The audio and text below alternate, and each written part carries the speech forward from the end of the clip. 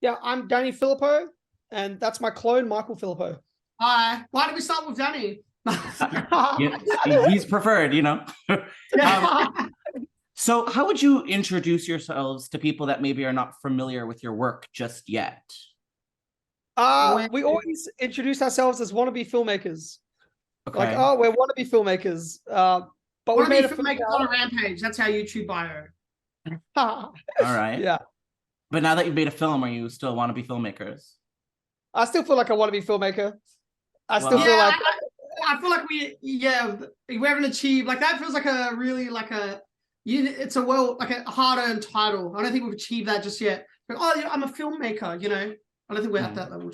Well, I disagree. Congrats on Talk to Me. How would you describe the project to someone who's unfamiliar? Michael, why don't we go to you? It is a film about teenagers using demonic possession to get high. Okay. All right. In a one sentence. Danny, would you say that's correct? I'd say that's a pretty good summary. Yeah. Okay. Well, to be honest, it takes a lot to scare me. I watch horror movies all the time for work, and this movie scared me. I was not expecting it, and it happened. And I'm wondering, what do you think makes the scares in this movie effective? I think the characters and the world and the performances that our amazing cast was able to bring that could made the world feel really lived in, and so it just comes across as a real world until the horror elements start happening. So I think that having a strong base in a real feeling world is helps the horror so much. And characters you care about, having characters that you care about. So when bad things happen, and like you feel it more. That was our intention. It's weird, like because the film's like kind of half horror, half drama. I see it more like a drama thing with horror elements as opposed to a full horror. So I find it interesting that you found it scary. That's awesome. That's so cool. So cool. I find it as a full horror. I like, yeah. Well.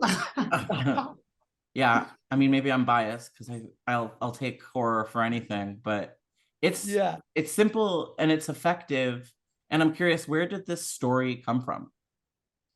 Yeah, there was like a group of neighbors that we watched grow up, these kids from like ages 9 to 18. And one of them, they're our neighbors. One of them was experimenting with drugs, and it was like an experience that a bunch of people were filming. And he was having a really negative reaction to this drug, and he was sort of convulsing on the floor. And the kids that he was with were laughing at him and filming it. And the footage was really horrifying to me and striking. And like, there was something about it that always just embedded in my brain. So that was like one of those kickoff points and one of the main inspirations for Talk to Me. That was, that footage. Wow. That's really disturbing. Do you have any film or cinema influences for this project specifically?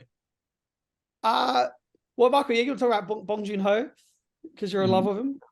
Yeah, well, that's our favorite movies, Memories of Murder, and the way he blends genre. Like he'll do, like Memories of Murder is about a serial killer, but it's also the characters are funny as well. So when that's the thing is like he merges, he dips into genre, like in and out of genre really well and effectively. That's something that we've always admired and wanted to do with our work, because we didn't want to just create something that's just pure trying to be one thing. Having that's life as well. Things are funny, scary, sad, things like that. We wanted to dip in and out of everything. So I'd say he's there's like always an awkward moment if you're at a funeral and someone cracks the most inappropriate joke. There's something about those real life experiences where there's no one specific emotion at all time. There's multiple things going on with people. So I like having that tone throughout Talk to Me.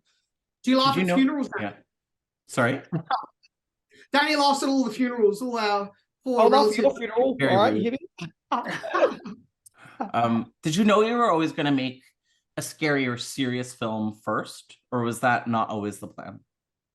Yeah, like our record stuff or our online stuff is a specific brand, but it was never something that we felt fully represented us. We always knew that we want to make a serious film to begin with. Like our work before Raka Raka, like we did a short film called Deluge, which is about a father and son in a suicide cult. There were just different themes and worlds that we wanted to explore, but Raka Raka existed as its own brand and its own world, and we definitely wanted to step outside that for Talk to Me. Well, it's fun to do that stuff, the Raka stuff, but the movies that we like isn't like the Raka stuff. We like, foreign dramas, the French dramas, those are the stuff that stick with us, stuff that works, films that are layered and that stick with you, like that, with good characters, like that, and stories. Like that's the stuff that we wanted to make. So that's always been the goal. We want to try and make strong stories. That's our goal. Sophie Wilde delivered a really incredible performance. How did you connect with her? She initially auditioned for a different character in the film, and her performance just stood out. It was so incredible. It wasn't right for Haley, but we knew it'd probably be right for Mia. So we got her to read for Mia, and then we had to try and convince the powers that be to let us cast her because she wasn't a quote unquote name. Mm-hmm. But luckily we were able, and our producer Sam was on our side, and we were able to cast her and get her on board. And yeah, she was just so committed and dedicated and blew us away as well. And yeah, she always went the extra mile.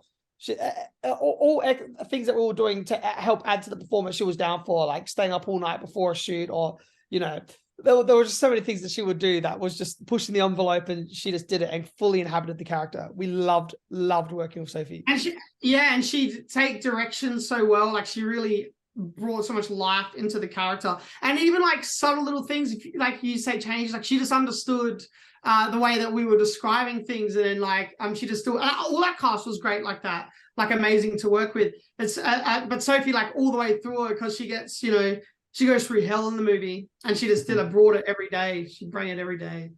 Yeah. For both of you, was there ever a movie that like fucked you up, especially growing up, that really scared you the most? Yeah, well, we used to have like a family friend, our dad's friend, that used to take us to go watch horror movies in cinema when we were little kids. And I remember she took us to go see Texas Chainsaw Massacre, the 2003 version, and we were like 12, 13, something like that. Mm-hmm. And then I was in the cinema, and because it said inspired by true events, so they had that black and white footage at the beginning. Well, there was a part where she gets thrown down into the basement, and her friend's hanging from like with one leg on the meat hook. And I said to the girl, I'm like, I think I'm gonna go. I'm feeling like scared and sick. She's like, oh, you're fine. And then the girl starts stabbing the guy, like, oh, and then Leatherface comes down with the chest. And I was like, I left the cinema, and then that movie fucked me up for like months. There was once I was playing a game, and I thought I heard a chainsaw like outside. Oh my god. That's one of the very few movies I also had to leave the theater when I was a kid because I was too scared. So that's funny. Yeah. You had the balls. I loved it. It was like, so Michael never came to another horror night, but she was always our dad's friend that would just take us to watch all the inappropriate movies, all the horror movies that came out. She would take me to see everything, and because I couldn't get in because I wasn't 15 yet, but she was my guardian, so we went and watched everything. And yeah, shout out Jenny. Predator. I remember watching Predator 2 and getting scared when I was a little kid because he was invisible. Mm-hmm. And I look outside, like, is there an invisible alien going to come get me? Like that. I used to think like if it was like a shimmer or something, I think that's Predator. I mean, it feels like it's a coming of age thing, isn't it? Like you have to watch something you're not supposed to as a kid and be traumatized by it. It seems like it's a rite of passage. Yeah, and our mum would never let us watch anything like horror, anything like that. But our dad was like, oh, watch whatever you want. And then our grandfather never understood when things are inappropriate. So I'd always get him to go buy R-rated films from from the movie store for us. I'm like, Papu, can you buy this for me? He's like, yes, of course. And he would just buy me whatever I wanted, and it was always whatever R-rated horror movie, like the worst, the most screwed up cover. That's what we wanted to watch. Yeah. So, what's your relationship with the supernatural? Do you believe, or sort of, or not at all? Yeah, well, yeah, we're both super open-minded. Yeah, I'm open-minded. Like I find it fascinating. Anytime we go overseas, I stay. If there's a haunted place, I want to stay there. Like, oh, this is the most haunted. I'll sleep in there. I want to like experience these things. So I go to any country we go to. I'll search up the most haunted place and I'll stay there because I want to see if these experiences happen. And I find it interesting and fascinating to talk to psychics and ghost hunters and mediums, like and hearing their stories. Like it's always been something that Danny and I both are drawn to. Whether or not it's like real or not, I think it's like an awesome hobby even to do. So I don't know. I'm open-minded with it. but I invite it to happen. Well, have either of you had any experience with the supernatural? Have you ever seen or felt anything? Yeah, when we were 13, we used to live with our grandfather, and our grandfather passed away when we were 13. And there was a thing that he would always used to do. Like, he used to come home really late, around like 11 p.m. He'd be at a friend's house. He'd come home and he'd do the dishes. And that was always like a really comforting thing to hear, is to hear our bapu like sort of walk around the house and do like things. And it was like, I just felt really safe to have him there. And then when he passed away, about 2 nights after that, it was midnight, and I woke up and I heard someone doing the dishes in the kitchen, and all the lights were off. And I just heard the dishes going, and that scared the shit out of me. And then I spoke to my sister about it in the morning, and she's like, oh my God, I heard that as well. So like, that was always one moment where I'm like, I can't explain it. Maybe my dad went in there with no lights on and started doing the dishes at midnight. I doubt it. But that was always like one experience that always It's stuck funny. with me. That's funny though, because the ghost is playing a sound effect of washing dishes. Like that's interesting. Who knows? All I'm telling you is I heard those dishes being washed. Hey man, I don't say you didn't, man. So if Blumhouse approached you guys and said, we love the movie, we want to give you the IP to any classic horror movie to make a sequel or a remake, what would you pick? Oh my gosh.